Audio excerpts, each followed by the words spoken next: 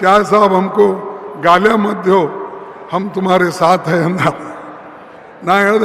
देखो भाई, जो नेक काम करता है उसको हम सपोर्ट करेंगे, लेकिन जो जनता का पैसा लूटता है उसको हम कभी बख्शेंगे नहीं, क्योंकि ये हमारे उसूलों का सवाल है। हमारे उसूलों को टिकाना लोगों के हित में है, लोगों के लिए हम ये काम करते हैं। हम किसी के खिलाफ नहीं, मोदी जी के खिलाफ नहीं, हम इंडिविजुअली अदानी के खिलाफ नहीं, हम और दूसरे जो भी मालिक है, 8-10 चैनल के मालिक, पेपर के मालिक, उनके व्यक्तिगत खिलाफ नहीं है, लेकिन जिस राह से वो चल रहे हैं, जिस रास्ते पे वो चल रहे हैं, उसके खिलाफ है। हम हमेशा जो कहते हैं वो काम करते आए हैं। नरेगा का मदद किसने किया? बोलिए, किसने किया? नरेगा हमने लाया, मोदी जी लाए क्या? फूड सिक्योरिटी एक्ट हमने लाया, क्या मोदी जी ने लाया? उन्होंने आप बोलते हैं बड़े बड़े बात, कहीं भी जाओ, मैं इस देश में गरीबों के लिए 80 करोड़ गरीबों को फ्री खाना दे रहा हूं। कहां से दे रहे भाई? तुम्हारे से पहले तो सोनिया गांधी एक्ट बनाई, हमारी गवर्नमेंट यहाँ आने पर कांग्रेस गवर्नमेंट सिद्धरामैया के नेतृत्व में हम फ्री राइस दे दिए, फ्री राइस। अरे जो हम काम करते वो भी मेरा, जो नेहरू जी की है वो भी मेरा, जो इंदिरा गांधी की ग्रीन रेवोल्यूशन वो भी मेरा, जो व्हाइट रेवोल्यूशन हुआ दूध का वो भी मेरा।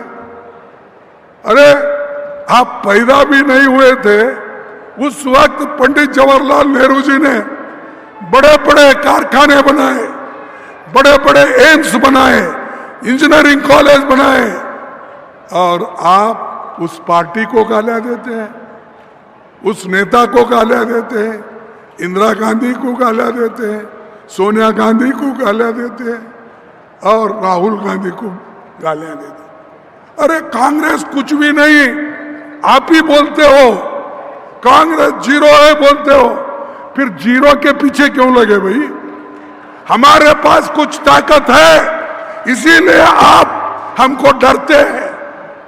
हमको डरने का सवाल क्या है कि कुछ ताकत हम रखते हैं, जनता हमारे साथ है, जनता अच्छे काम को हमको मजबूत बनाती है। लेकिन ये बीजेपी आरएसएस अपने उसूलों को लेकर फिर से इस देश में मनुवाद लाना, यह उनकी इच्छा है, इसको रोकना हमारी इच्छा है। हम चाहते हैं इस देश में बसवेश्वर के तत्व आए, हम चाहते हैं कि हमारे नारायण गुरु के तत्व आए, हम चाहते हैं जो इस देश में सब जात सब धर्म समान है, बाबा साहब अंबेडकर के जो संविधान है, संविधान के तहत चले, यह हम चाहते हैं। लेकिन वो नहीं चाहते, उनको ऐसा हो गया, अरे गरीब से गरीब आदमी, छोटे से छोटा आदमी चेयरमैन बन रहा, जिला परिषद मेंबर बन रहा, औरतें भी बन रहे, दलित लोग, पिछड़े लोग, ये सब बन रहे। हमारी हालत क्या, ये बड़े बड़े लोग सोच रहे हैं। बसवण्णा का तो ये तत्व है कि बसवेश्वर ने ये कहा, भाई आपके पास सब कुछ जो है वो दे दो दूसरों को, दूसरों की भलाई करो। अगर उन बसवेश्वर के घर में चोर भी आया तो उन्होंने कहा, अरे भाई चोर आया उसको वापिस मत भेजो, तुम्हारे घर में जो कुछ है उसको दे दो। उन्होंने अपने पत्नी को कहा, घर के अंदर का सामान चोरों को दिए, और यहां तो लुटेरे बैठे हैं। लूटते ही रहते हैं। बड़े बड़े 13 लाख करोड़ सरकारी बैंक का पैसा अमीरों को दिए, 13 लाख करोड़। गरीब अगर 20,000, 25,000, 10,000 बैंक से लोन लेता है तो उसका घर, उसका खेत ऑक्शन होता है। इनको क्यों ऑक्शन नहीं करते आप? इनको क्यों पकड़ के जेल में नहीं डालते? 13 लाख करोड़ लिए माफ। ऐसा कोई गरीब किसान को माफी किया? और इलेक्शन से पहले तो बोलते ही है। मोदी जी क्या बोले? पहले तो बोले वो, अरे भाई जो भी नौजवान लोग हो तुमको सालाना 2-2 करोड़ नौकरी दूंगा। बोले या नहीं बोले? तुमको मिला दिखता है इसीलिए तो नहीं बोल रहे। बीदर वालों को मिला 2 करोड़ नौकरियां? नहीं, आप इतने खामोश है तो मैं समझ सकता हूं तुम लोगों को मिला। मोदी खुद आकर आपको दिया होगा अपॉइंटमेंट ऑर्डर।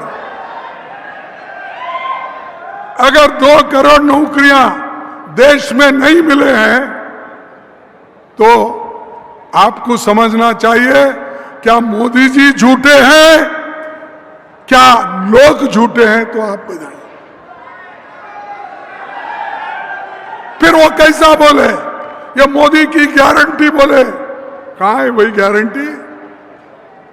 15-15 लाख तुम्हारे जॉब में ब्लैक मनी ला के मैं डालूंगा बोले। मिला 15 लाख। लेकिन फिर भी मोदी मोदी मोदी बोल। क्या है भाई?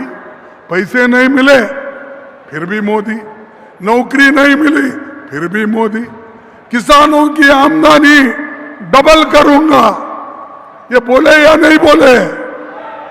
फिर वो कहां है डबल आमदनी? तो ये भी उन्होंने बोला, ये सच बोला झूठ बोला? तो भाइयों, ऐसा झूठ बोल के मोदी जी हर समय एक नया निकालते हैं कि देशभक्त वही है, धर्म में उनका ही विश्वास। अरे हर एक आदमी का धर्म में विश्वास है। यहां जो बैठे हैं सभी, इसमें बसवेश्वर के भक्त है, इसमें राम के भक्त है, शिवा के भक्त है, बुद्धा के भक्त है, हर धर्म के लोग यहां पर भी बैठे हैं। क्या हमने कभी कहा है अरे धर्म तुम्हारे लिए घर में रहता है, वो पॉलिटिक्स में क्यों आता भाई? हम एक ही अलग अलग जाति के लोग, अलग अलग धर्म के लोग होते हुए भी हम एक ही पार्टी में हैं। इसीलिए है कि हम सब मिलके एक उसूलों पे चलने वाले हैं, इसलिए है। लेकिन यहां मोदी जी लोगों को तोड़ते हैं, धर्म को तोड़ते हैं, जनता को डिवाइड करते हैं। और महिलाओं का तो बहुत तारीफ उन्होंने की। मेरे बहनों, माताओं, आपको देखते ही मेरे आंखों में आंसू आती है। क्यों? कि आप जब लकड़ी चूल्हे में डाल के रोटी पकाते हो और उसका धुआं जो निकलता है आपके आंखों में जाता है तो मुझे बहुत तकलीफ महसूस होती है।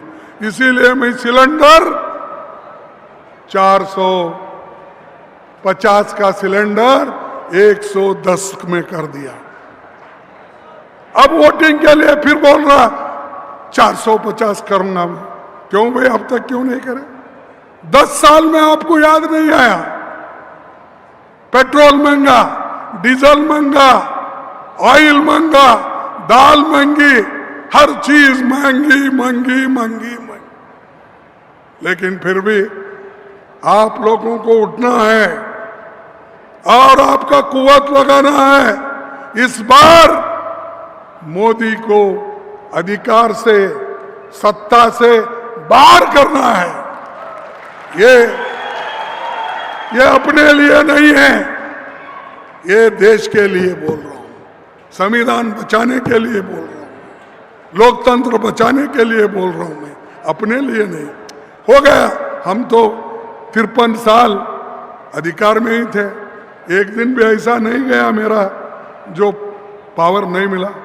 ये लोगों की आशीर्वाद और हमने जो करते हुए आया काम उसके लिए। लेकिन आगे के पीढ़ी को हम बचाना है, उनको नौकरी में रखना है, वो सब हमको करना पड़ेगा। देश में 30 लाख सरकारी नौकरी है, मोदी जी क्यों नहीं भर्ती कर रहे? इसलिए भर्ती नहीं कर रहे कि 50% नौकरी गरीबों के बच्चों को जाएंगे, दलितों के बच्चों को जाएंगे, पिछड़े वालों को जाएंगे।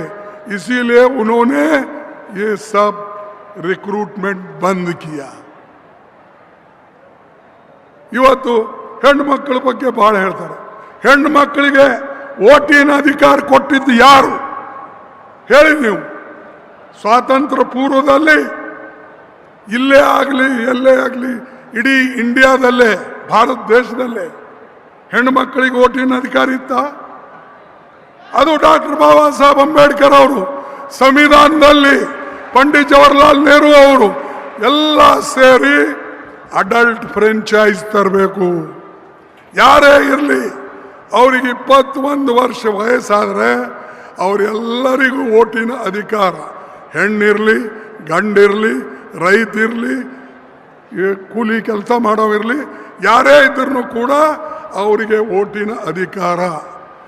ಹೆಣ್ಣು ಮಕ್ಕಳಿಗೆ ಹೊರದೇಶನಾಗ ಅಮೇರಿಕಾದಾಗ ಇರಲಿಲ್ಲ, ಆಸ್ಟ್ರೇಲಿಯಾದಾಗ ಇರಲಿಲ್ಲ ವೋಟಿನ ಅಧಿಕಾರ, ಇಂಗ್ಲೆಂಡ್ನಾಗ ಇರಲಿಲ್ಲ, ಫ್ರಾನ್ಸ್ನಾಗ ಇರಲಿಲ್ಲ. ವೋಟಿನ ಅಧಿಕಾರ ಅವರಿಗೆಲ್ಲ ಸಿಕ್ಕಿದ್ದು ಪ್ರಜಾಪ್ರಭುತ್ವ ಬಂದ ಮೇಲೆ 100 ವರ್ಷ 200 ವರ್ಷ 300 ವರ್ಷ ಆದಮೇಲೆ ಸಿಕ್ಕಿದ್ದು. ನಮಗೆ ಅಧಿಕಾರ ಬಂದಿದ್ದು, ನಮ್ಮ ತಾಯಿಂದರಿಗೆ ಅಧಿಕಾರ ಬಂದಿದ್ದು ಬಾಬಾ ಸಾಹೇಬ್ ಅಂಬೇಡ್ಕರ್ ಅವರು 26 ಜನವರಿ 1950ಗೆ ಏನು ಇಂಪ್ಲಿಮೆಂಟ್ ಮಾಡಿದ್ರು, ಅದನ್ನು ಅನುಷ್ಠಾನದಲ್ಲಿ ತಂದರು. ಅದೇ ದಿವಸದಿಂದ ಹೆಣ್ಣು ಗಂಡು ಎಲ್ಲರಿಗೂ ಸರಿ ಸಮಾನವಾದಂಥ ವೋಟಿನ ಅಧಿಕಾರ ಕೊಟ್ಟರು. ಅದಕ್ಕಾಗಿ ಇವತ್ತು ನಾವು ಇಲ್ಲಿದ್ದೇವೆ. ಖಂಡ್ರೆ ಅವರಿದ್ದಾರೆ, ಈ ವೇದಿಕೆ ಮೇಲೆ ಕುಳಿತಂಥವ್ರು ಪಂಚಾಯತ್ ಮೆಂಬರ್ಸ್ ಇರ್ಬೋದು, ಇವರು ನಮ್ಮ ಮುನ್ಸಿಪಾಲ್ಟಿದವ್ರು ಇರ್ಬೋದು, ಯಾರೇ ಇರ್ಬೋದು. ಇವರೆಲ್ಲರಿಗೆ ಅಧಿಕಾರ ಸಿಕ್ಕಿದ್ದು ಕಾಂಗ್ರೆಸ್ ಪಾರ್ಟಿಯಿಂದ. ಆದರೆ ಮೋದಿಯವರು हमने किया हमने किया, आप कुछ नहीं किए भाई। हमने जो स्कूल बनाए, हमने जो यूनिवर्सिटी बनाए, उस यूनिवर्सिटी में आप पढ़ के आए, आप कहां से बनाते? तो ये लोग जो हम किए उसको भी हम किए ये बोलते जा रहे हैं. तो इसीलिए मैं आप तमाम लोगों से ಅದಕ್ಕೆ ನಿಮ್ಮೆಲ್ಲರಿಗೆ ನಾನು ಕೇಳ್ಕೊಳ್ತೇನೆ, ಈ ದೇಶದಲ್ಲಿ ನಾವು ಬದುಕಬೇಕು ಅಂದರೆ, ಬಾಳಬೇಕು ಅಂದರೆ ಪ್ರಜಾಪ್ರಭುತ್ವ ಉಳಿಸ್ಕೋಬೇಕು, ಸಂವಿಧಾನ ಉಳಿಸ್ಕೊಳ್ಬೇಕು, ಮತ್ತು ಎಲ್ಲರಿಗೆ ಸರಿಸಮಾನ ಹಕ್ಕು ಸಿಗತಕ್ಕಂಥದ್ದು, ನ್ಯಾಯ ಸಿಗ್ತಕ್ಕಂಥದ್ದು ನಾವು ಕೆಲಸ ಮಾಡಬೇಕು. ಅದಕ್ಕಾಗಿ ರಾಹುಲ್ ಗಾಂಧಿಯವರು ಭಾರತ ಜೋಡೋ ನ್ಯಾಯ ಯಾತ್ರಾ ಅಂಥೇಳಿ ಇದನ್ನು ಪ್ರಾರಂಭ ಮಾಡಿದ್ದು. ನಿಮ್ಮೆಲ್ಲರ ಸಹಕಾರ ಇರಲಿ, ನಿಮ್ಮೆಲ್ಲರ ಬೆಂಬಲ ಇರಲಿ. ಮತ್ತು ಇವತ್ತು ನನಗೆ ಇಲ್ಲಿ ಕರೆಸಿ ತಾವೇನು ಅಭಿನಂದಿಸಿದ್ದೀರಿ, ಅದಕ್ಕೆ ನಿಮ್ಮೆಲ್ಲರಿಗೆ ಇನ್ನೊಮ್ಮೆ ನಾನು ಧನ್ಯವಾದಗಳನ್ನು ಹೇಳಿ ನನ್ನ ಮಾತನ್ನು ಮುಗಿಸ್ತೇನೆ. ಜೈ ಹಿಂದ್, ಜೈ ಕನ್ನಡ. 2 ಜೈ ಜೈಕಾರ ಹೊಡಿತೀನಿ, ನೀವು ಅದೇ ರೀತಿಯಾಗಿ ಹೇಳಬೇಕು.